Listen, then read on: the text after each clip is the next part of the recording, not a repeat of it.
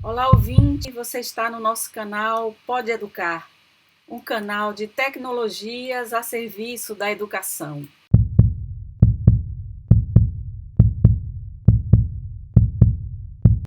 Olá, sou Rosa Meire, jornalista, professora e pesquisadora, doutora em Educação e Comunicação, atualmente estudante do Bacharelado de Estudos de Gênero e Diversidade da Universidade Federal da Bahia, diretora da Ponto Job Mídia e Diversidade e do canal Pode Educar. O Pode Educar canal inaugura essa série de leituras de textos sobre o pensamento descolonial com as obras de Maria Lugones, dedicado àqueles e aquelas interessados e interessadas no pensamento descolonial, mas com dificuldade de acesso à leitura do texto escrito. Lugones foi uma socióloga, professora, feminista e ativista argentina que fez carreira nos Estados Unidos após ser aceita na década de 60 no Bacharelado de Filosofia da Universidade da Califórnia em Los Angeles. Em seguida, Lugones realizou estudos de mestrado e doutorado em filosofia na Universidade Americana de Wisconsin, Madison. Lugones nasceu em 26 de janeiro de 1944, em Buenos Aires, e morreu em 14 de julho de 2020, em Nova York, aos 76 anos. Maria Lugones era professora da Universidade Binghamton, em Nova York, onde lecionou nos programas de filosofia, estudos latino-americanos e caribenhos, literatura comparada e também feminismo, gênero e sexualidade. Em 2020, ela recebeu o prêmio Frantz Fanon pelo conjunto de sua obra, prêmio esse da Associação Caribenha de Filosofia. Com rumo a um feminismo descolonial, Lugones nos apresenta uma releitura da modernidade capitalista colonial moderna. O texto foi publicado no volume 22, número 3, no ano de 2014, da revista Estudos Feministas, editada pela Universidade Federal de Santa Catarina. Nele, Maria Lugones compreende gênero como uma categoria que atravessa como imposição colonial as relações com todos os campos do conhecimento e dos saberes e nos interpela a partir de nossas próprias visões sobre raça e gênero e sobre aquilo que depreendemos em nossa relação com o mundo e o modo como lidamos com a heterossexualidade normativa. Desejo a você uma boa escuta e bons estudos a partir deste texto. Fique com a gente.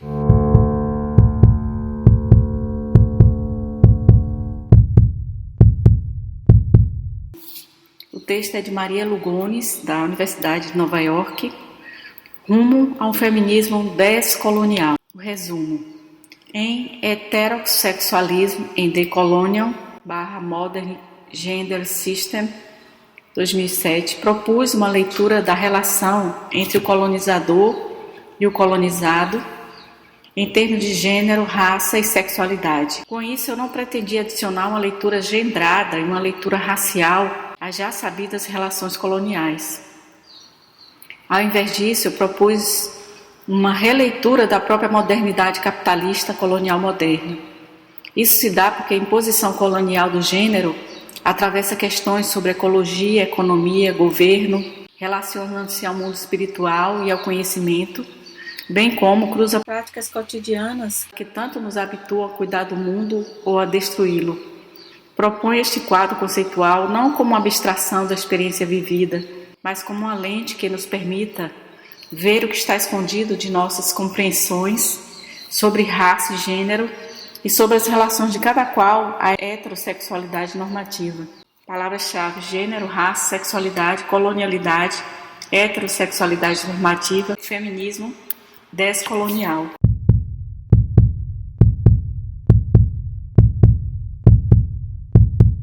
A modernidade organiza o mundo ontologicamente em termos de categorias homogêneas, atômicas, separáveis. A crítica contemporânea ao universalismo feminista, feita por mulheres de cor e do terceiro mundo, centra-se na reivindicação de que a interseção entre raça, classe, sexualidade e gênero vai além das categorias da modernidade. Se mulher e negro são termos para categorias homogêneas, atomizadas e separáveis, então sua interseção mostra-nos a ausência das mulheres negras e não sua presença. Assim, ver mulheres não brancas é ir além da lógica categorial, entre aspas.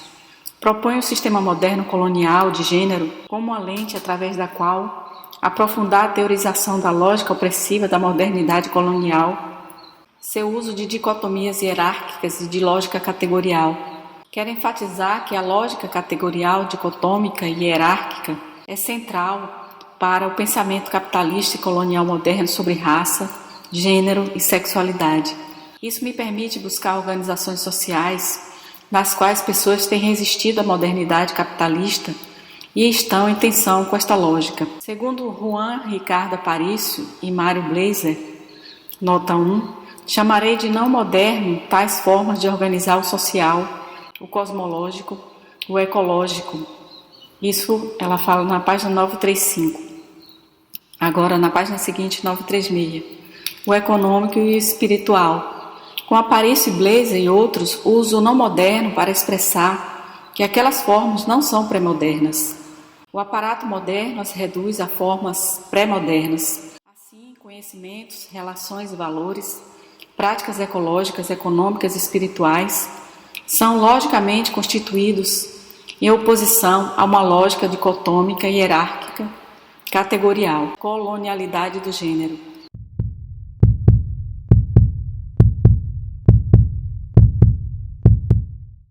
Eu compreendo a hierarquia dicotômica entre o humano e o não humano como a dicotomia central da modernidade colonial. Começando com a colonização das Américas e do Caribe, uma distinção dicotômica e hierárquica entre humano e não humano foi imposta sobre as colonizadas a serviço do homem ocidental. Ela veio acompanhada por outras distinções hierárquicas dicotômicas, incluindo aquela entre homens e mulheres. Essa distinção tornou-se a marca do humano e a marca da civilização. Só os civilizados são homens ou mulheres. Os povos indígenas das Américas e os africanos, as africanas, escravizados, eram classificados como espécies não humanas, como animais incontrolavelmente sexuais e selvagens.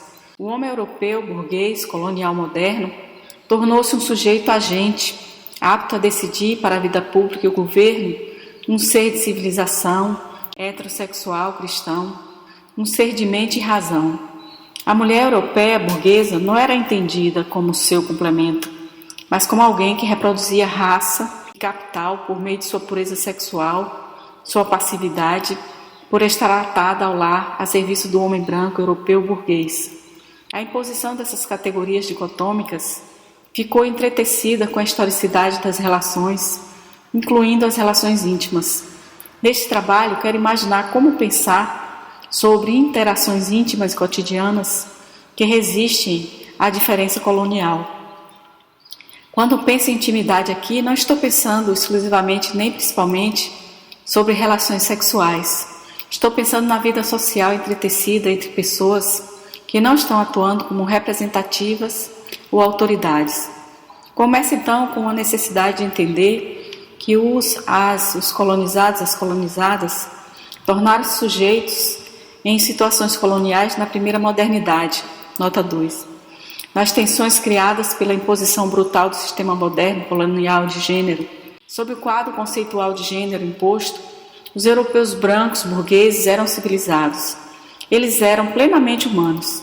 A dicotomia hierárquica como uma marca do humano também tornou-se uma ferramenta normativa para condenar os colonizados, as colonizadas. As condutas dos colonizados, das colonizadas e suas personalidades, almas, eram julgadas, como página 937, bestiais e, portanto, não gendradas, promíscuas, grotescamente sexuais e pecaminosas. Mesmo que nesse tempo a compreensão do sexo não fosse dimórfica, os animais eram diferenciados como machos e fêmeas, sendo o macho a perfeição, a fêmea a inversão e deformação do macho, nota 3. Hermafroditas, sodomitas, viragos e as colonizadas. Todos eram entendidos como aberrações da perfeição masculina. A missão civilizatória, incluindo a conversão ao cristianismo, estava presente na concepção ideológica de conquista e colonização. Julgar os colonizados, as colonizadas, por suas deficiências do ponto de vista da missão civilizatória, justificava enormes crueldades. Propõe interpretar, através da perspectiva civilizadora, os machos colonizados não humanos como julgados a partir da compreensão normativa do homem, entre aspas, o ser humano por excelência. Fêmeas eram julgadas do ponto de vista da compreensão normativa como mulheres, entre aspas, a inversão humana de homens. Nota 4. Desse ponto de vista, pessoas colonizadas tornaram-se machos e fêmeas. Machos tornaram-se não humanos por não homens e fêmeas colonizadas tornaram-se não humanas por não mulheres. Consequentemente, fêmeas colonizadas nunca foram compreendidas como em falta por não serem como homens, tendo sido convertidas em virados. Homens colonizados não eram compreendidos como em falta por não serem como mulheres. O que tem sido entendido como feminização, entre aspas, de homens, entre aspas, colonizados, parece mais um gesto de humilhação, atribuindo a eles passividade sexual sob ameaça de estupro. Esta tensão entre hipersexualidade e passividade sexual define um dos domínios da sujeição masculina das colonizadas, dos colonizados. É importante observar que, frequentemente, quando cientistas sociais pesquisam sociedades colonizadas, a busca pela distinção sexual e logo a construção da distinção de gênero resultam de observações das tarefas realizadas por cada sexo. Ao fazê-lo, elas afirmam a inseparabilidade de sexo e gênero, característica que desponta principalmente das primeiras análises feministas. Análises mais contemporâneas têm introduzido argumentos pela reivindicação de que gênero constrói sexo, mas na versão anterior, sexo fundamentava gênero. Geralmente se confundiam. Onde você vê sexo, verá gênero, e vice-versa. Porém, se estou certa sobre a colonialidade do gênero, na distinção entre humano e não humano, sexo tinha que estar isolado. Gênero e sexo não podiam ser ao mesmo tempo vinculados, inseparavelmente e racializados. O dimorfismo sexual converteu-se na base para a compreensão dicotômica do gênero, a característica humana. Alguém bem poderia ter interesse em argumentar que o sexo, que permanecia isolado na bestialização dos colonizados, das colonizadas, era afinal engendrado. Página 938. O que é importante para mim aqui é que se percebia o sexo existindo isoladamente na caracterização de colonizados, colonizadas. Isso me parece como um bom ponto de entrada para pesquisas que levam a colonialidade a sério e pretendem estudar a historicidade e o significado da relação entre sexo e gênero.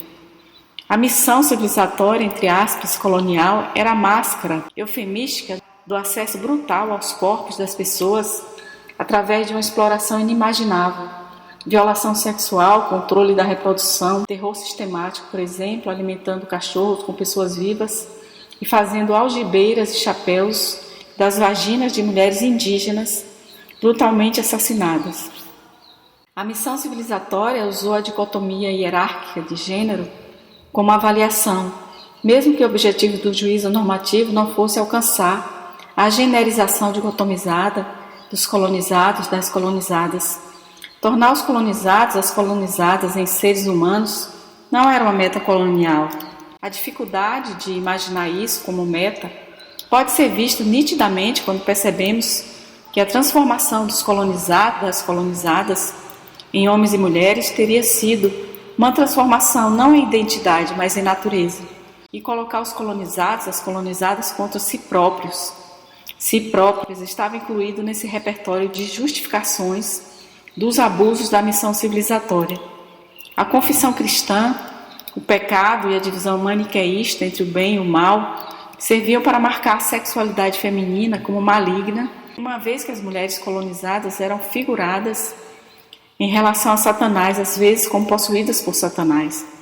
A transformação civilizatória justificava a colonização da memória e, consequentemente, das noções de si, das pessoas, da relação intersubjetiva da sua relação com o mundo espiritual, com a Terra, com o próprio tecido de sua concepção de realidade, identidade e organização social, ecológica e cosmológica. Assim, à medida que o cristianismo tornou-se o instrumento mais poderoso da missão de transformação, a normatividade que conectava gênero e civilização concentrou-se no apagamento das práticas comunitárias ecológicas, saberes de cultivo, tecelagem do cosmos, e não somente na mudança no controle de práticas reprodutivas e sexuais.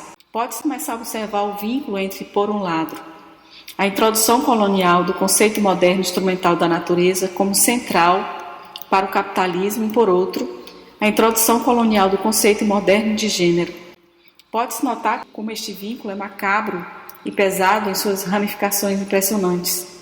Também se pode reconhecer com o alcance que estou dando a imposição do sistema moderno colonial de gênero, a desumanização constitutiva da colonialidade do ser.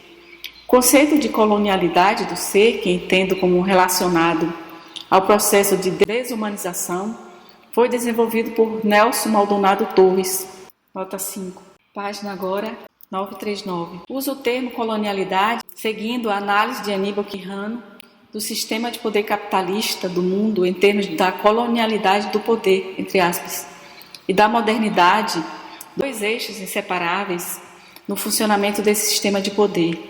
A análise de Quijano fornece-nos uma compreensão histórica da inseparabilidade da racialização e da exploração capitalista, nota 6, como constitutiva do sistema de poder capitalista que se ancorou na colonização das Américas. Ao pensar a colonialidade do gênero, eu complexifico a compreensão do autor sobre o sistema de poder capitalista global, mas também critico sua própria compreensão do gênero, visto só em termos de acesso sexual às mulheres.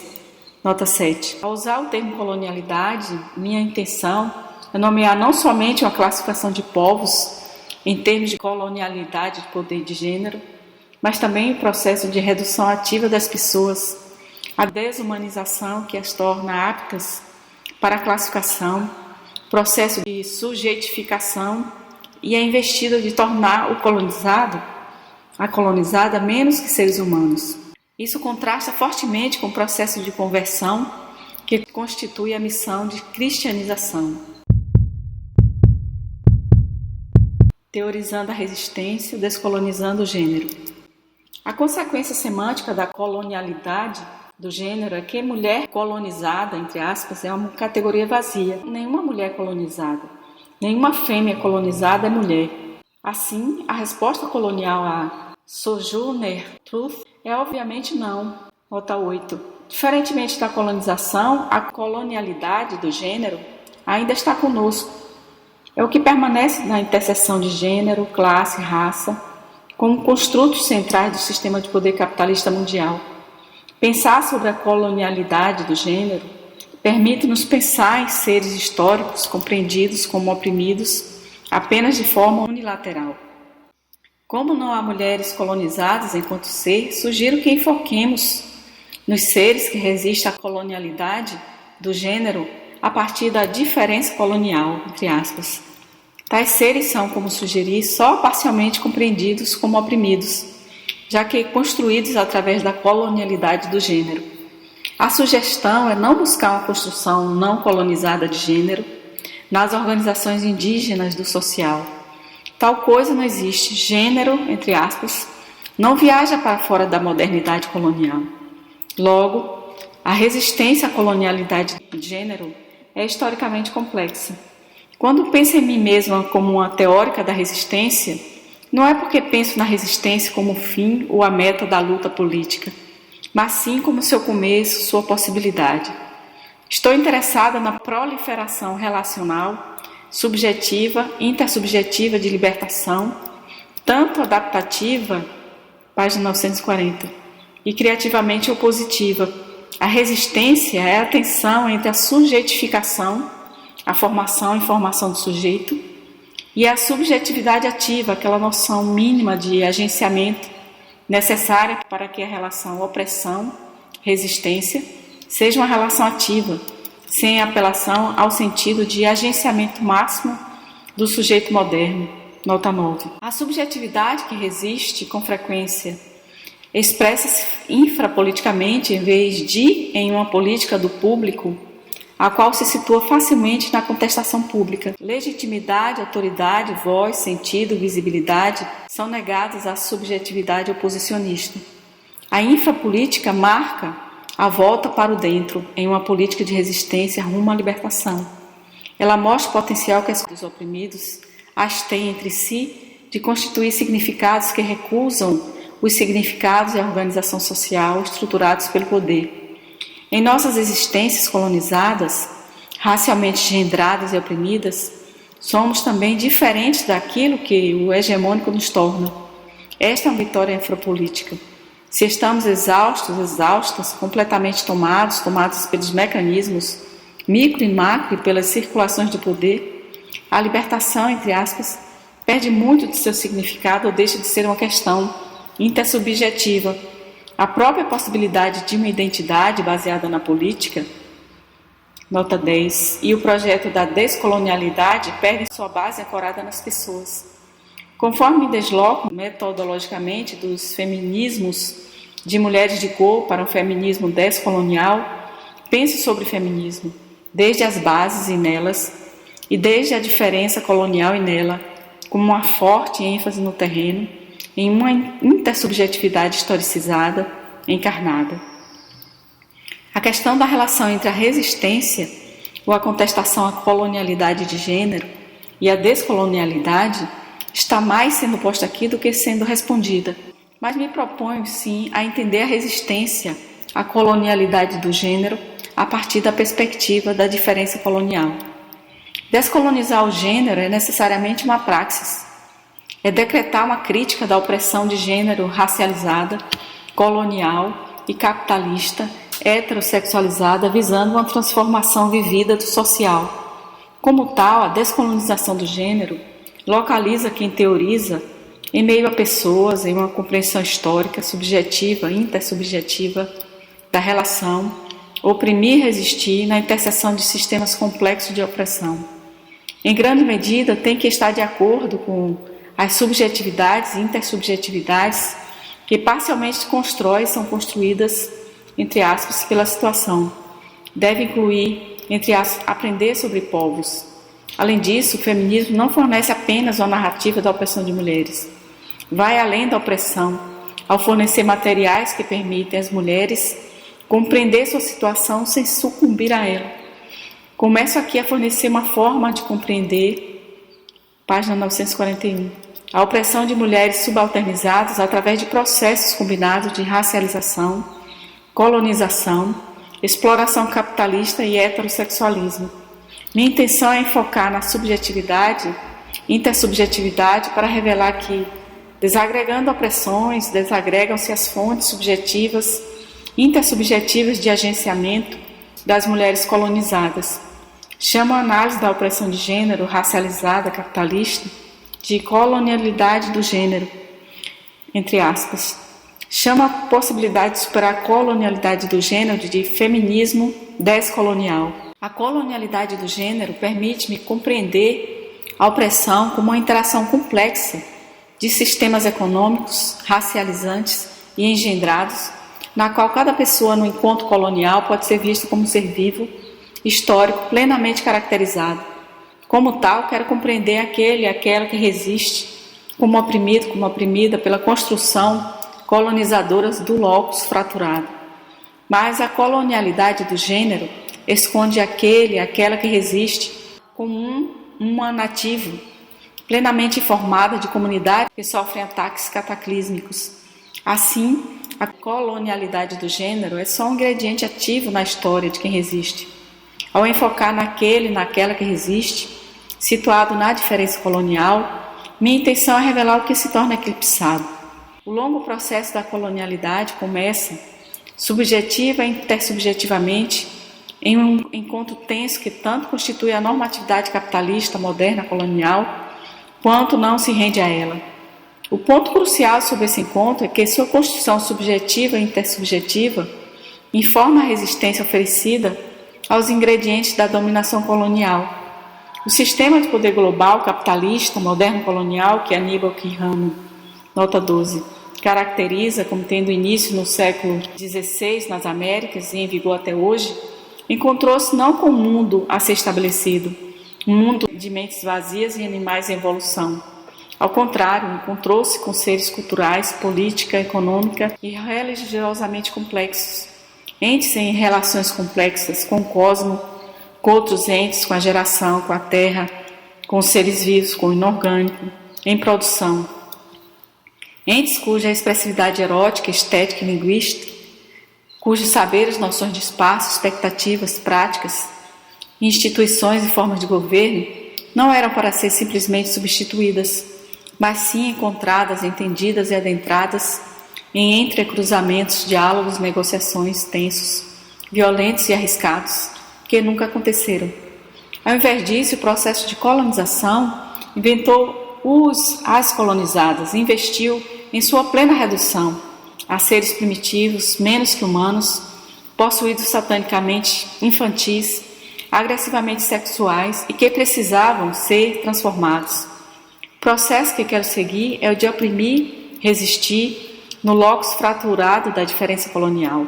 Ou seja, quero, página 942, seguir os sujeitos em colaboração e conflitos intersubjetivos plenamente informados como membros das sociedades americanas nativas ou africanas, na medida em que assumem, respondem, resistem e se acomodam aos invasores hostis que querem expropriá-los e desumanizá-los. A presença invasiva os subjuga brutalmente, de forma sedutora, arrogante, incomunicante e poderosa, deixando pouco espaço para ajustes que preservem seus próprios sentidos de si mesmos na comunidade e no mundo. Mas em vez de pensar o sistema global, capitalista, colonial como exitoso, em todos os sentidos, na destruição dos povos, relações, saberes e economias, quero pensar o processo sendo continuamente resistindo até hoje. Desta maneira, quero pensar o colonizado, a colonizada, tampouco como simplesmente imaginada e construída pelo colonizador e a colonialidade, de acordo com a imaginação colonial e as restrições da empreitada capitalista colonial, mas sim como um ser que começa a habitar um locus fraturado, construído duplamente, que percebe duplamente, relaciona-se duplamente, onde os lados, entre aspas, do locus estão em tensão. E o próprio conflito informa ativamente a subjetividade do ente colonizado em relação múltipla. Nota 13. O sistema de gênero é não só hierárquica, mas racialmente diferenciado. E a diferenciação racial nega a humanidade e, portanto, gênero às colonizadas. Nota 14. Irene Silverblatt, Caroline Dean, Maria Esther Pozzo e Johnny Ledesma, Pamela Cala, Nina Lorri, Silvia Marcos, Paula Gunn Allen, Lege Marmocilco, Felipe Guaman, Poma de Ayala e Oyeron Oyewi Umi, nota 15, entre outros, permitem-me afirmar que o gênero é uma imposição colonial, não apenas por se impor sobre a vida vivida, em sintonia com cosmologias incompatíveis com a lógica moderna das dicotomias, mas também por habitar mundos compreendidos, construídos, e conforme tais cosmologias animaram o ente, entre outras, em resistência a partir da diferença colonial e em sua tensão extrema. O longo processo de subjetificação das colonizadas em direção à adoção, internalização da dicotomia homens-mulheres como construção normativa do social, uma marca de civilização, cidadania e pertencimento à sociedade civil, foi e é constantemente renovado. Encontra-se esse processo em carne e osso mais e mais nas oposições ancoradas em uma longa história de oposições, experienciadas como sensatas em socialidades alternativas, resistentes, situadas na diferença colonial. É o movimento rumo à coalizão que nos impulsa a conhecer uma a outra como entes que são densos, relacionais em sociabilidades alternativas e alicerçadas nos lugares tensos e criativos da diferença colonial. Examinam e dão ênfase à historicidade da relação oprimir e resistir e, portanto, saliento as resistências concretas vividas à colonialidade do gênero. Quero marcar, página 943, especialmente a necessidade de manter uma leitura múltipla do ente relacional que resiste. Isto é uma consequência da imposição colonial do gênero. Vemos a dicotomia do gênero operando normativamente na construção do social e nos processos coloniais de subjetificação opressiva. Mas se vamos fazer uma outra construção do ente relacional, necessitamos colocar entre colchetes o sistema de gênero colonial dicotômico, humano-não humano, que é constituído pela dicotomia hierárquica homem-mulher para os coloniais europeus, mas as colonizadas, não gendradas, não humanos. Como ele explica Oyemi, nota 16, uma leitura colonizante do Yorubá lê a dicotomia hierárquica na sociedade Yorubá, apagando assim a realidade da imposição colonial de um sistema de gênero multiplamente opressivo. Portanto, é necessário que tenhamos muito cuidado com o uso dos termos mulher e homem e que os coloquemos entre colchetes quando necessário, ao tecer a lógica do locus fraturado, sem causar o desaparecimento das fontes sociais que se tecem nas respostas de resistência. Se apenas urdimos homem e mulher no próprio tecido que constitui o ente em relação à resistência, apagamos a própria resistência. Somente ao colocá-los entre colchetes podemos apreciar a lógica diferente que organiza o social na resposta de resistência. Assim, a percepção e a habitação múltiplas, a fratura do locus, a consciência dupla ou múltipla, são estabelecidas em parte por essa diferença lógica. O locus fraturado inclui a dicotomia hierárquica, que constitui a subjetificação das colonizadas, mas o locus é fraturado pela presença que resiste. A subjetividade ativa dos colonizados, das colonizadas, contra a invasão colonial de si próprios na comunidade, desde o habitar-se a si mesmos. Vemos aqui o espelhamento da multiplicidade da mulher de cor nos feminismos de mulheres de cor. Acima mencionei que estava seguindo a distinção que Aparicio e Blazer, nota 17, fazem entre o moderno e o não moderno. Eles tornam a importância da distinção nítida quando nos dizem que a modernidade tenta controlar, ao negar a existência, o desafio da existência de outros mundos com diferentes pressuposições ontológicas. A modernidade nega essa existência ao roubar-lhes a validez e a coexistência no tempo. Esta negação é a colonialidade. Ela emerge como constitutiva da modernidade. A diferença entre moderno e não moderno torna-se, na perspectiva moderna, uma diferença colonial, uma relação hierárquica na qual o não moderno está subordinado ao moderno. Mas a exterioridade da modernidade não é pré-moderna. Nota 18. É importante ver que um referencial conceitual pode muito bem ser fundamentalmente crítico da lógica categórica / essencialista da modernidade. Critica a dicotomia entre homem e mulher e até o dimorfismo, página 944, entre macho e fêmea, sem ver a colonialidade ou a diferença colonial. Tal referencial não teria sequer a possibilidade de resistência ao sistema de gênero moderno colonial e à colonialidade do gênero. Poderia excluir essa resistência porque não pode ver o mundo se multiplicar através de um locus fraturado na diferença colonial. Pensando na metodologia da descolonialidade, procedo a ler o social a partir das cosmologias que o informam, em vez de começar com uma leitura gendrada das cosmologias que subjazem e constituem a percepção, a motilidade, a incorporação e a relação. Assim, o giro que estou recomendando é muito diferente de um que lê o gênero no social. A mudança pode nos permitir compreender a organização do social em termos que desvendam a profunda ruptura da imposição do gênero no ente relacional. Traduzir termos como Kosh, Kalaka, Chachavarmi e Urim no vocabulário de gênero, na concepção dicotômica, heterossexual, racializada, hierárquica, que dá significado à distinção de gênero, é exercer a colonialidade da linguagem por meio da tradução colonial e, portanto, apagar a possibilidade de articular a colonialidade do gênero e a resistência a ela.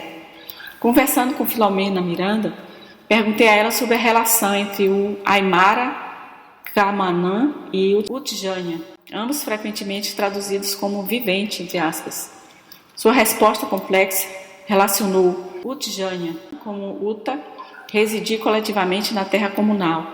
Ela me disse que não se pode ter Kamanya sem Utjanya. Segundo ela, quem não tem Utjanya está a vaca, pode virar Miste. Mesmo vivendo grande parte do tempo em La Paz, distante das suas terras comunais, ela mantém Utjanya, que agora está lhe convocando a participar do governo. No próximo ano, ela governará com sua irmã, a irmã de Filomena, que substituirá seu pai e, portanto, será Shasha 2 vezes. A própria Filomena será Shasha e o Varme, uma vez que governará no lugar da sua mãe em uma comunidade Shasha. A minha posição é que traduzir Shasha e Varme como homem e mulher violenta a relação comunal expressa por Utjanya. Filomena traduziu Shasha Varme ao espanhol como opostos complementares. A nova Constituição boliviana, o governo de Morales e os movimentos indígenas de Abya e Yala expressam um compromisso com a filosofia de Summa Camanha, frequentemente traduzido como bem viver, entre aspas. A relação entre Camanha e Utjanya indica a importância da complementaridade e sua inseparabilidade do florescimento comunal na produção constante de equilíbrio cósmico. Shashavarme não é separável de Utjanya em significado e prática. Ambos se constituem um só. Logo, a destruição de Shashavarme não é compatível com Summa Camanha. Nota 19, página 945. Certamente não estou defendendo não ler ou não ver, entre aspas, a imposição das dicotomias humano-não humano, homem-mulher, macho-fêmea na construção da vida cotidiana, como se isso fosse possível. Fazer isso seria esconder a colonialidade do gênero e apagaria a própria possibilidade de sentir, ler, o tenso habitar, a diferença colonial, bem como as respostas a partir daí. Ao marcar a tradução colonial de Shashavarme como homem e mulher, estou ciente do uso de homem e mulher na vida cotidiana das comunidades bolivianas, incluindo o discurso interracial. O êxito da complexa normatização de gênero, introduzida com a colonização na constituição da colonialidade do gênero, tornou esta tradução colonial um assunto cotidiano, mas a resistência à colonialidade de gênero é também vivida linguisticamente na tensão da ferida colonial. O apagamento político, a tensão vivida do linguagismo, nota 20, de se mover entre modos de viver na linguagem, entre Shashavarme e homem e mulher, constitui a lealdade à colonialidade de gênero, ao apagar a história de resistência a partir da diferença colonial. A Utjanya de Filomena Miranda não é um viver no passado, é apenas o modo de viver Shashavarme. A possibilidade de Utjanya hoje depende em parte de vidas vividas na tensão linguageira da diferença colonial. Diferença colonial. Walter Mignolo começa Local Histories, Global Designs, nos dizendo que, abre aspas, o tópico principal deste livro é a diferença colonial na formação e transformação do sistema moderno / colonial mundial, fecha aspas, nota 21. Conforme a frase, a diferença colonial, entre aspas, desloca-se pela escritura de Mignolo, seu significado torna-se aberto. A diferença colonial não é definida em Local Histories. De fato, uma disposição definidora não é bem-vinda na introdução de Mignolo a esse conceito. Assim, conforme apresenta algumas citações do texto de Mignolo, não as estou introduzindo como sua definição da diferença colonial, entre aspas. Ao invés disso, a partir da complexidade do seu texto, essas citações guiam minhas ideias sobre resistência à colonialidade de gênero na diferença colonial. A diferença colonial é o espaço onde a colonialidade do poder é exercida.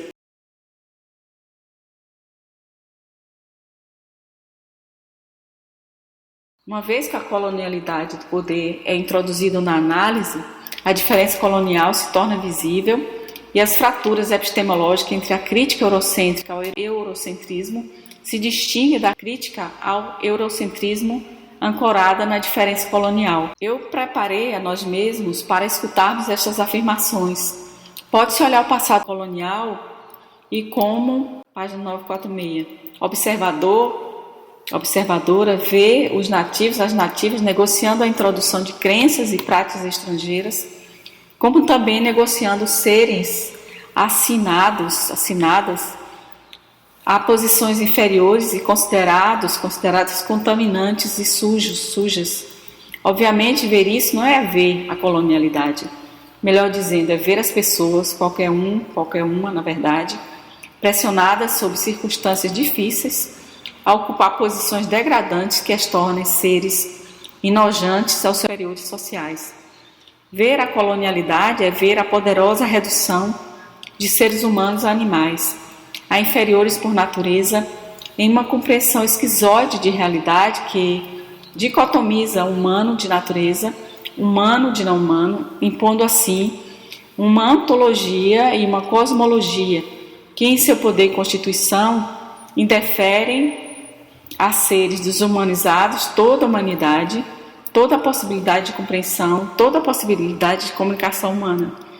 Ver a colonialidade é tanto ver a Jaque, a pessoa, o ser que está em um mundo de significados sem dicotomias, quando a besta, ambas reais, ambas lutando por sobrevivência, sob diferentes poderes. Assim, ver a colonialidade é revelar a degradação mesma que nos dá duas interpretações da vida e um ser interpretado por elas. A única possibilidade de tal ser jaz em seu habitat plenamente, esta fratura, esta ferida, onde o sentido é contraditório, e a partir desta contradição, um novo sentido se renova. Citação. A diferença colonial, entre parênteses, é o espaço onde as histórias locais, inventando e implementando os desígnios globais, encontram histórias locais. O espaço onde os desígnios globais têm que ser adaptados, adotados, rejeitados, integrados ou ignorados. Nota 24, de Mignolo, 2000. A diferença colonial, continua a citação, entre parênteses, é finalmente a localização tanto física como imaginária, onde a colonialidade do poder opera na confrontação entre dois tipos de histórias locais, dispostas em diferentes espaços e tempos ao redor do planeta. Se a cosmologia ocidental é o ponto de referência historicamente inevitável, as múltiplas confrontações de dois tipos de histórias locais desafiam dicotomias. Cosmologias cristã e indígena americana, cosmologias cristã e ameríndia, cosmologia cristã e islâmica, cosmologias cristã e confuciana, entre outras, só acionam dicotomias onde você as olha uma por uma, não quando você as compara nos confins geohistóricos do sistema moderno colonial mundial. Nota 25. Assim, não se trata de um assunto do passado, é uma questão da geopolítica do conhecimento, é uma questão de como produzimos um feminismo que pegue os desígnios globais para a energia do feminino e masculino racializados e, apagando a diferença colonial, recolha essa energia para usá-la em direção à destruição dos mundos de sentidos, nossas próprias possibilidades. Nossas possibilidades apoiam-se na comunalidade, não na subordinação. Não estão, página 947, na paridade com o nosso superior na hierarquia que constitui a colonialidade, por sua relação íntima com a violência. Essa construção do humano encontra-se viciada por completo. Uma citação de Mignolo, 2000. A diferença colonial cria as condições para situações dialógicas nas quais uma enunciação fraturada é mobilizada pela perspectiva subalterna como resposta ao discurso e perspectiva hegemônicas. Nota 26. A transcendência, continua outra nota, da diferença colonial só pode ser feita a partir de uma perspectiva de subalternidade, de descolonização e, portanto, a partir de um novo terreno epistemológico onde o pensamento de fronteira é exercido. Nota 27. Veja esses dois parágrafos sem intenção, precisamente porque se o diálogo for com o homem e com a mulher modernos, sua ocupação da diferença colonial envolve sua redenção, mas também sua autodestruição. O diálogo não só é possível na diferença colonial, mas necessário para aquelas resistindo à desumanização em localidades diferentes e entremescladas. Assim, de fato, a transcendência só pode ser feita desde uma perspectiva de subalternidade, mais uma novidade de ser sendo. Nova citação. O pensamento de fronteira, reticências, é uma consequência lógica da diferença colonial. Reticências. O locus fraturado de enunciação, a partir da perspectiva subalterna, define o pensamento de fronteira como resposta à diferença colonial. Nota 28. Mignolo, 2000. É também o espaço onde a restituição do saber subalterno está tomando lugar e onde o pensamento de fronteira está emergindo. Nota 29, também de Mignolo, 2000. As diferenças coloniais ao redor do planeta são a casa que a epistemologia de fronteira ocupa.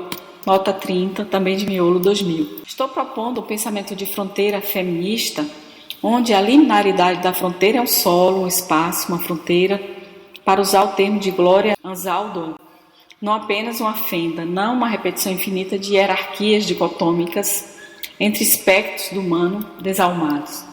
Frequentemente, no trabalho de Mignolo, a diferença colonial é invocada em níveis outros que subjetivo e intersubjetivo. Mas quando ele a utiliza para caracterizar, abre aspas, o pensamento de fronteira, fecha aspas, conforme a interpretação que faz de Anzaldúa, ele a concebe exercitando a diferença colonial.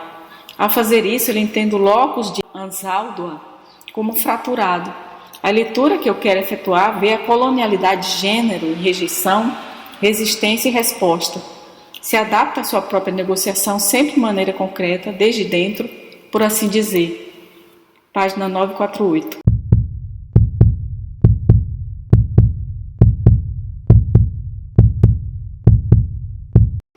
Lendo o locus fraturado. O que eu estou propondo a trabalhar rumo ao feminismo descolonial é como pessoas que resistem à colonialidade do gênero na diferença colonial, aprendemos umas sobre as outras sem necessariamente termos acesso privilegiado aos mundos de sentidos dos quais surge a resistência à colonialidade. Ou seja, a tarefa da feminista descolonial inicia-se com ela vendo a diferença colonial e enfaticamente resistindo ao seu próprio hábito epistemológico de apagá-la. Ao vê-la, ela vê o mundo renovado e então exige de si mesma largar seu encantamento com mulher, entre aspas, universal, para começar a aprender sobre as outras que resistem à diferença colonial. Nota 31. A leitura move-se contra a análise sociocientífica objetificada, visando ao invés compreender sujeitos e enfatizar a subjetividade ativa na medida em que busca o locus fraturado que resiste à colonialidade do gênero no ponto de partida da coalizão. Ao pensar o ponto de partida desde a coalizão, porque o locus fraturado é comum a todos, a todas, é nas histórias de resistência na diferença colonial onde devemos residir, aprendendo umas sobre as outras, compreendendo-se a colonialidade do gênero como exercício de poder concretos intricadamente relacionados, alguns corpo a corpo, alguns legalistas, alguns dentro de uma sala onde as mulheres indígenas, fêmeas bestiais, não civilizadas, são obrigadas a tecer dia e noite, outros no confessionário.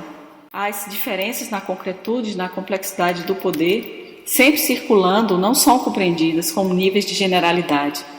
A subjetividade purificada e o institucional são igualmente concretos. Conforme a colonialidade infiltra cada aspecto da vida pela circulação do poder nos níveis do corpo, do trabalho, da lei, da imposição de tributos, da introdução da propriedade e da expropriação da terra, sua lógica e eficácia são enfrentadas por diferentes pessoas palpáveis, cujos corpos, entes relacionais e relações com o mundo espiritual não seguem a lógica do capital. A lógica que segue não é consentida pela lógica do poder.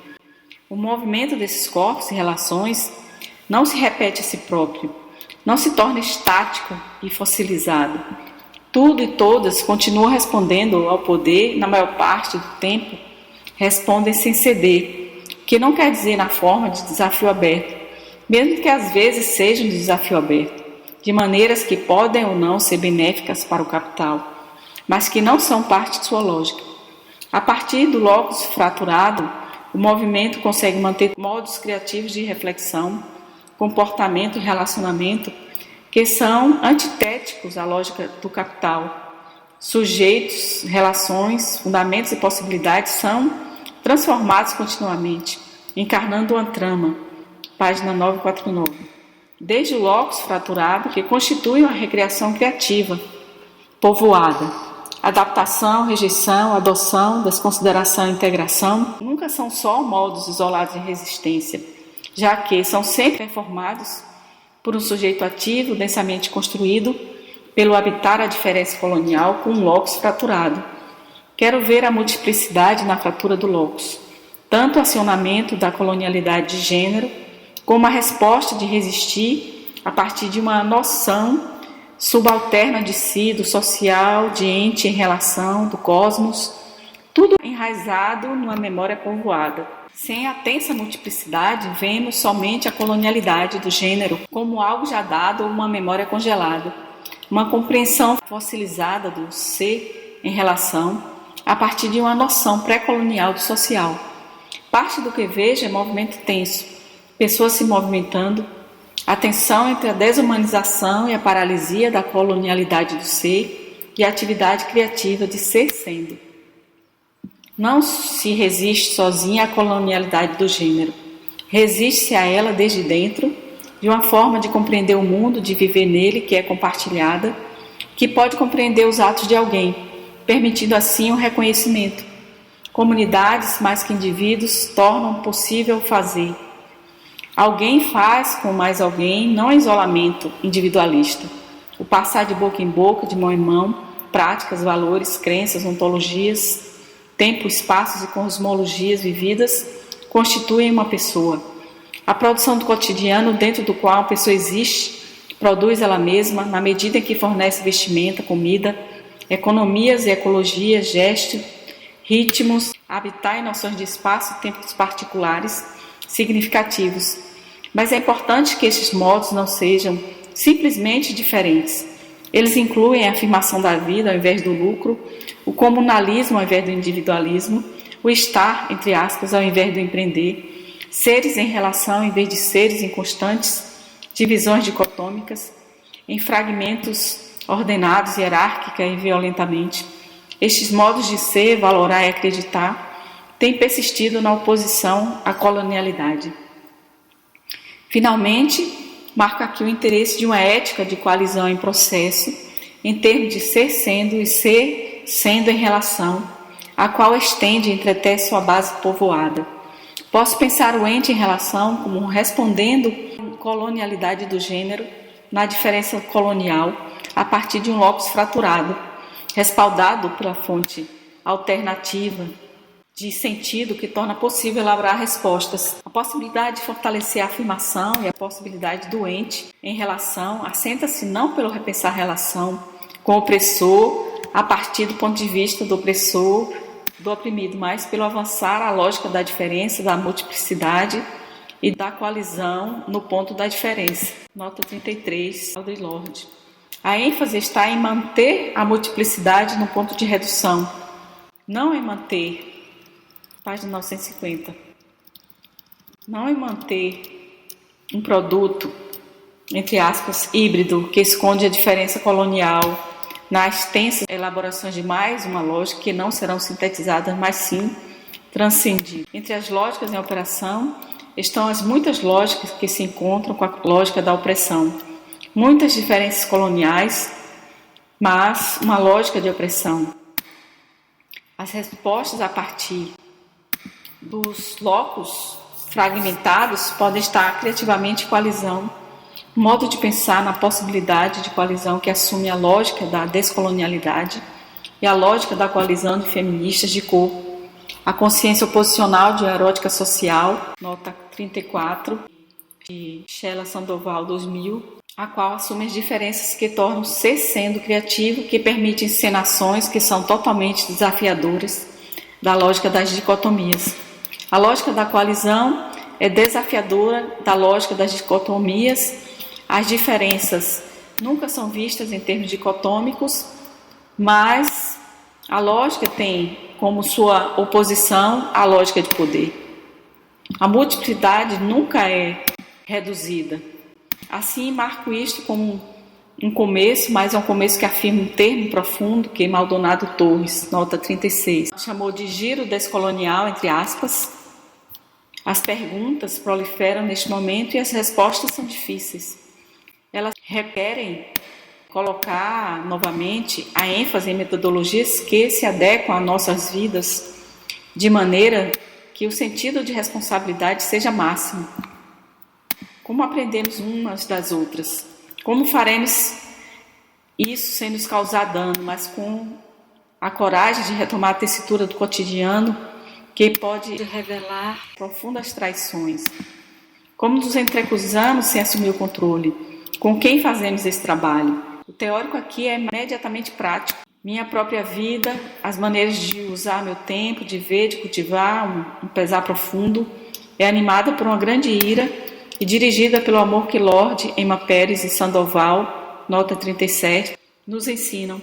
Como praticamos umas com as outras, engajando-nos em diálogo na diferença colonial. Como saber que estamos fazendo isso? Não seria porque aquelas de nós que rejeitam a oferta, feita repetidamente por mulheres brancas em grupos de conscientização, conferências, oficinas e reuniões de programas de estudos de mulheres, percebem-na como um fechar de portas. A coalizão queria realmente nos incluir? Não seria o caso de ter sentido uma noção de reconhecimento tranquila, plena e substancial quando perguntamos, abre aspas, o que significa seu nós, mulher branca? Fecha aspas. Não seria o caso de termos rejeitado a oferta a partir do lugar de sojourner, trus, e estarmos prontos para rejeitar a resposta delas? Não é o caso de termos recusado a oferta na diferença colonial, certa de que para elas havia somente uma mulher, uma realidade apenas? Não seria o caso de já nos conhecermos umas às outras como videntes múltiplas na diferença colonial, concentradas em uma coalizão que nem começa nem termina com essa oferta? Estamos nos movendo em um tempo de, página 951, de encruzilhadas, de vermos umas às outras na diferença colonial, construindo uma nova sujeita de uma nova geopolítica feminista de saber e amar. Finaliza aqui o texto. Muito obrigada. Até a próxima. Pode Educar, um canal de tecnologias a serviço da educação.